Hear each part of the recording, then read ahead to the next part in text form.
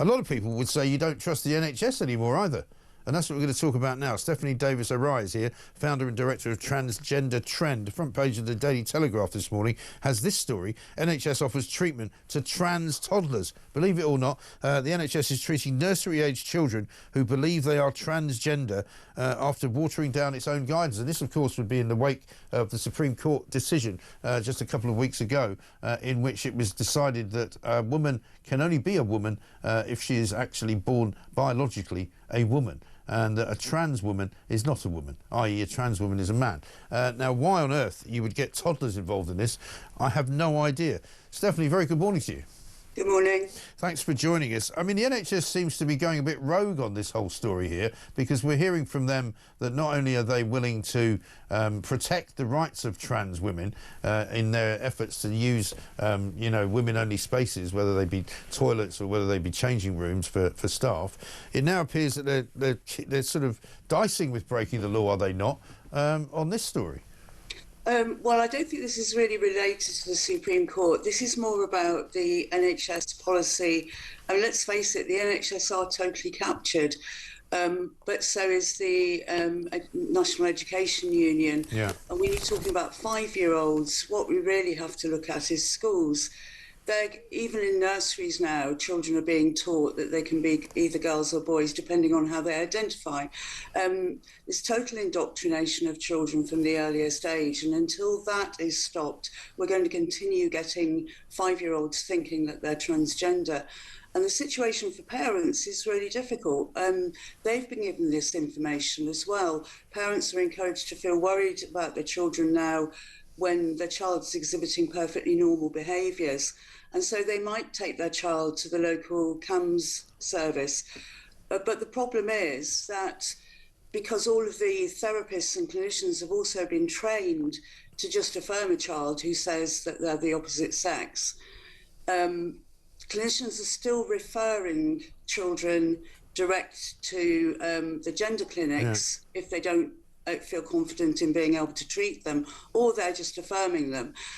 So it's going to take a long time to unpick and actually get out of the NHS root and branch this gender affirmation policy that brought down the Tavistock and was found to be a risk to children, because it's still happening throughout every area of the NHS.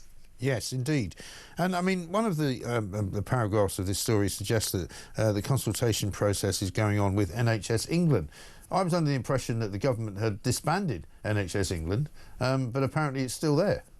Well, yes, I'm not sure what's happening with NHS England, but it's when you look at the regional NHS trusts that there's, you know, some of them are still Stonewall diversity champions. We hear of the local CAMHS services displaying progress flags, trans flags.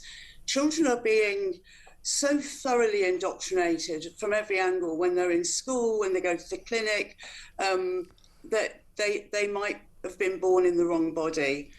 And so at the moment, I think because the gender clinics are supposed to be operating a new approach, which is more based on psychotherapy rather than affirmation and medical transition, that probably it's the safest place for children to go. Now, I don't agree that any child should be going to a gender clinic. I don't think any treatment on the NHS should be based on ideology. But the unfortunate situation is that probably the better qualified clinicians will be at the gender hubs. But still, it's an area that clinicians don't want to work in because it's so highly politicised. I think a lot of therapists are frightened of working with these children altogether.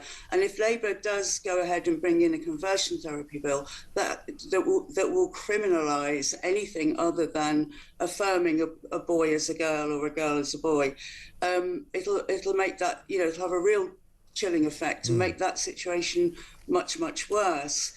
But the NHS did say they were going to provide training for the clinicians and therapists outside of the gender hubs so that children could go to local services and have mental health issues addressed. So issues like eating disorders or autism or trauma those sorts of issues any ordinary therapist can deal with.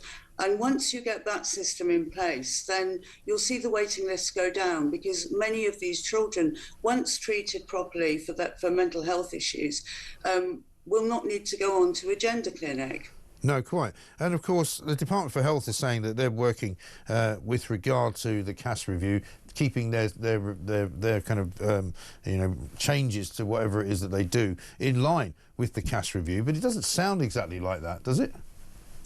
Well, one would hope that at the new gender hubs, then the clinicians are recruited who are fully committed to implementing the approach of CAS. The problem is, all the NHS is so captured with this gender identity ideology that it's difficult to find those clinicians. And a lot of clinicians are still afraid to work in this area for fear of being accused of conversion therapy, for fear of losing their jobs if they say anything wrong, because this area is so highly politicised. So it is difficult to recruit the right people for these jobs who are not ideologically captured already themselves.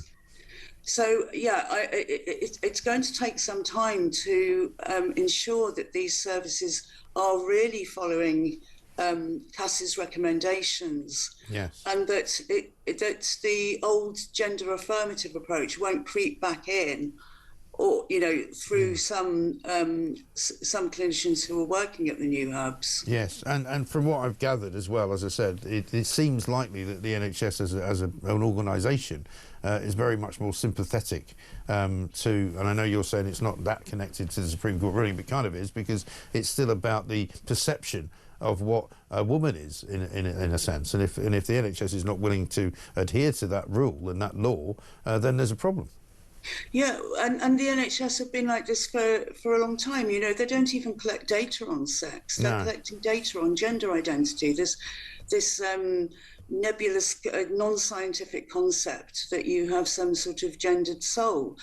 So the NHS, there are all sorts of problems, and it's root and branch. It goes right through the NHS, and until that's dealt with, these kids are still subject to, you go into a local hospital and there'll be trans and pride flags and all of the information.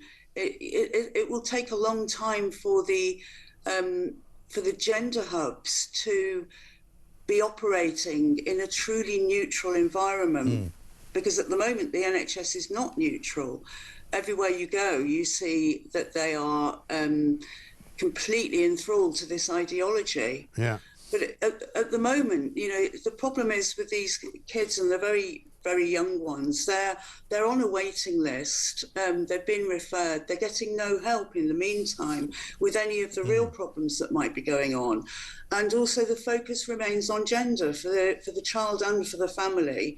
They're waiting for the gender clinic. The subject is gender, and as Cass said, when the focus is on gender, you miss all the other underlying issues, and you end up with what she called diagnostic overshadowing, which is you're trying to treat a problem when actually there's another problem that's causing the presentation of being trans. Right. Yeah, it's a complicated story, isn't it? Stephanie Davies-Arai, founder and director of Transgender Trend. Thank you very much indeed.